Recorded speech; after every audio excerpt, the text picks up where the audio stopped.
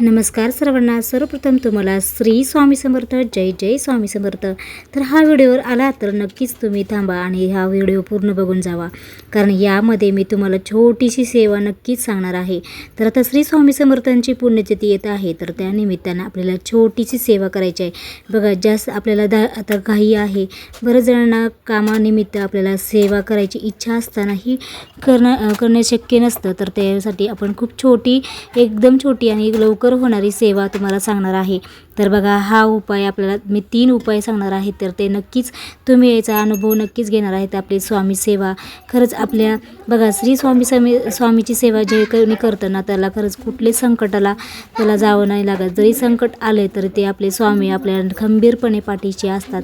तर बघा, इथे माझी सकाळची पूजा चालू आहे आणि त्यानंतर तुम्हाला म्हटलं की ते मी 3 उपाय पूजा करत करत सांगत आहे. तर बघा, तर 3 उपाय अगदी सोपे आहेत, तर तुम्ही सकाळी किंवा संध्याकाळीही तुम्ही नक्कीच करू शकता. अशा प्रकारे मी हे 3च उपाय सांगणार, त्याची अनुभूती नक्कीच तुम्हाला लवकरच येणार आहे. तर बघा, श्री स्वामी समर्थांचं बघा, आता चैत्र महिना स्वामी भक्तांसाठी विशेष असतो.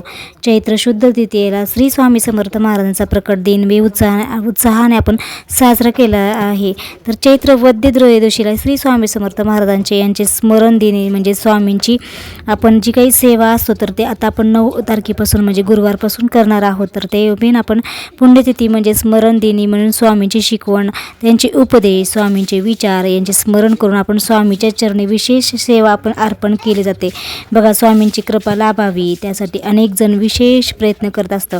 बघा, काही उपाय असतो तर ज्यामुळे आपण नक्कीच त्याचा लाभ घेऊ शकतो. बघा, आता एवढी छान आपण पुण्यतिथीनिमित्त आपण छान कोणी गुरुचरित्र पारायण करणार आहे, कोणी गुरुचरित्र सारामृताचा अध्याय वाचणार आहे, कोणी तारक मंत्रांचं अनुष्ठान करणार आहे. तर त्यासाठी आपण छान पूजा सेवा आपण चालू करत आहोत. तर बघा, आता बुधवार म्हणजे 15 एप्रिल 2026 रोजी श्री स्वामी समर्थ महाराजांच्या पुण्यतिथी येत आहे.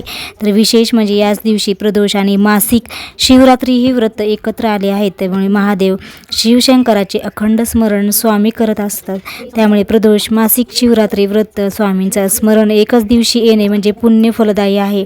त्या दिवशी खरंच शुभ दिवस म्हटलं तरी हरकत नाही, कारण स्वामी स्मरण दिनाला 7 दिवस आहेत. म्हणजे आपण बघा, आजपासून म्हणजे 9 तारखेपासून कुणी सेवेला लागलं आहे. बघा, स्वामी स्मरण दिनानिमित्त न चुकता स्वामी सेवा केल्यास लाभ नक्कीच मिळतो. आणि असे खूप जण आता ह्या पारायणला बसलेले आहेत, सेवेलाही बसलेले आहेत. त्यामुळे आपण बघा, आपण या पुण्यतिथीनिमित्त काय, तर पुण्यतिथी येईपर्यंत आपण हे 3 उपाय नक्कीच रोज करायचे आहेत. त्यामुळे आपलं काय, तर आपलं सुरक्षा कवच ठरतं. बघा, जेव्हा आपण नामस्मरण करण्यामध्ये खूप मोठी ताकद आहे, प्रभावी शक्ती आणि ऊर्जा मिळत असते. त्यामुळे आपण जी काय आपण नामस्मरण करतो आपल्या ईश्वरांचं, तर तेव्हा आपण सुरक्षा कवच नक्कीच ठरत असतं. स्वामी सेवेतील 3 सेवांपैकी एक उपाय म्हणजे बघा सकाळी करायचा आहे. दुसरा उपाय म्हणजे सायंकाळीच करायचा आहे. सकाळी वेळेत आपण उपाय करायचा म्हणजे ते का वहीमध्ये आपण बघा लिखित सेवा ही आपण लास्ट टाईम केलं होतं, म्हणजे जेव्हा प्रकट दिनानिमित्त. तसंच आपल्याला ह्यावेळेस पण करायचं आहे. आपल्याला पहिला उपाय म्हणजे एक वहीमध्ये घ्यायचं आहे, त्यावेळेस 21 वेळा श्री स्वामी समर्थ असं लिहायचं आहे. आणि सायंकाळी स्वामींच्या अत्यंत प्रभावी आपल्याला तारक मंत्र म्हणायचा आहे किंवा श्रवण केलं तरी चालतं. आणि दोन्ही उपाय करताना सकाळी किंवा सायंकाळी आपल्याला निश्चित वेळ आपल्याला करायचे आहे. जिथे योग्य वेळ वाटते तेव्हा त्या वेळ निवडून आपण ते दोन्ही उपाय करायचे आहेत. न चुकता आपण सलग हे उपाय करायचे आहेत. हे दोन्ही उपाय करणारा असल्याचा संकल्पसुद्धा तुम्ही करू शकता. आणि तिसरा उपाय म्हणजे काय, तर डोळे मिटून आपण अगदी पूर्ण श्रद्धेने विश्वासाने श्री अक्कलकोट स्वामी समर्थाय नमः, श्री अक्कलकोट स्वामी समर्थाय नमः या मंत्राचा जप करायचा आहे. तुम्ही तुमच्या क्षमतेनुसार तुम्ही 21 वेळा, 108 वेळेस, तुम्ही 11 माळही तुम्ही करू शकता. त्यापेक्षा जास्त जप करू शकता तरी ते तुम्ही करू शकता. दररोज एक वेळ ठरवून घ्यायचे, त्यावेळी रोज ही साधना करायची आहे. तर ते खरंच खूप फलदायी म्हटलं जातं. घरातले देवघरासमोर किंवा स्वामीच्या प्रतिमेसमोर आसन टाकून शांत बसायचं आहे. तुपाचा किंवा आपला दिवा प्रज्वलित करायचा आहे. अगरबत्ती प्रज्वलित करून आपण जप करण्यापूर्वी स्वामींना आपली मनोकामना विनवणी स्वरूपात सांगायची आहे. जप पूर्ण झाल्यावर स्वामीच्या चरणी नतमस्तक व्हायचं आहे. निस्वार्थ नामस्मरणामुळे स्वामी भक्तांच्या हाकेला धावून येतात आणि त्यांची सत्कार्य पूर्ण करतात असा अनेकांना अनुभव असल्याचं सांगितलं आहे. तर बघा, ही केवळ एक कृती नसून स्वामींचे जोडले जाण्याची एक भक्तिपूर्ण प्रक्रिया आहे. त्यामुळे स्वामी नक्कीच शुभ ठरतील अशी अढळ श्रद्धा कायम आहे. तर स्वामींची निष्ठा श्रद्धा कधीही कमी होऊ देऊ नका आणि स्वामीवर विश्वास ठेवून सतत नामस्मरण स्वामी सेवा करत राहावा.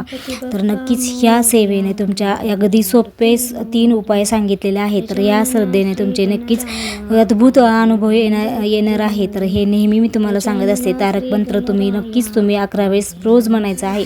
बघा, आता पुण्यतिथीनिमित्त आपण जेवढी जास्तीत जास्त सेवा होईल तेवढी नक्कीच करायची आहे. जी काही सेवा तुम्हाला सांगितली ते नक्की करा आणि कमेंटमध्ये तुम्ही जे काही अनुभवलं ते नक्कीच अनुभव तुमचा सांगा आणि कमेंटमध्ये छानसे श्री स्वामी समर्थ लिहायला विसरू नका. तर अशा छानशा व्हिडिओमध्ये पुन्हा भेटूया. तोपर्यंत सगळ्यांना श्री स्वामी समर्थ, जय जय स्वामी समर्थ. आणि तुमच्या या उपायाने जर तुम्हाला अनुभव आला तर नक्कीच मला आवर्जून कमेंटमध्ये तुमचा अनुभव नक्कीच सांगायला विसरू नका.